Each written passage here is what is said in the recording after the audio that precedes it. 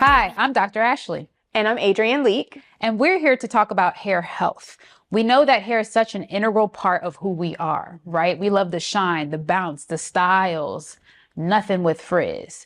And we've received some questions from some of our Mavens and our Mavericks. So let's get into it. Let's get to the root of it. Shedding in general can be a little jarring, right?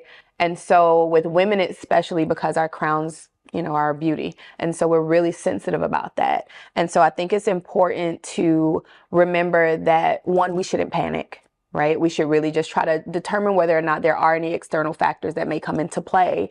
And if we've rooted out all of those things, we've talked to our stylist, and make sure they're educated stylists on this subject, but that we've talked to our stylist and, if there are no answers that they can provide us, we need to see a dermatologist. So based on the growth parts, we talked that there's 4 different phases of growth, which we have the anagen, the catagen, telogen, back outside with the neogen, correct? But when that happens, we also know that there's a natural process of hair shedding, and that can be 50 to 100 hairs per day. And I know that sounds like a lot, but we also have to remember that it's going through its own growth phase, right? Each hair has its own individual, it's almost like a social profile, in the sense of each follicle is doing its own thing. But we also need to know if there's different external factors going on, that can also cause shedding on top of those hairs that are normally shedding. So external factors can mean weight loss. It can mean recovering from an illness. It can mean excessive styling, but it also can mean ingredient sensitivity. What do you mean by ingredient sensitivity? So there are some people who may not use certain ingredients because they might have a reaction to them. And so here we're talking about our rosemary mint oil. There's some people that might be actually sensitive to rosemary. And so we have to think about, well, what can we use in place of that? Well, one of the things that I love is that there's literally something for everyone within this portfolio, right?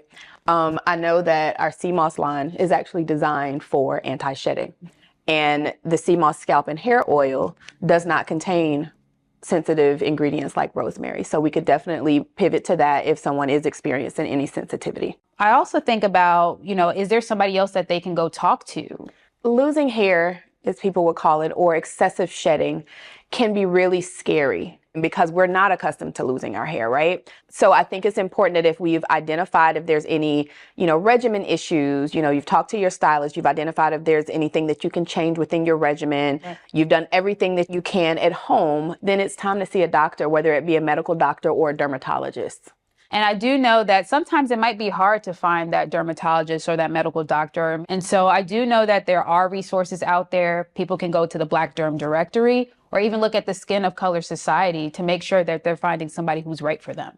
Pretty gang, and this is forever thing. And why is that? Because the formula never changed.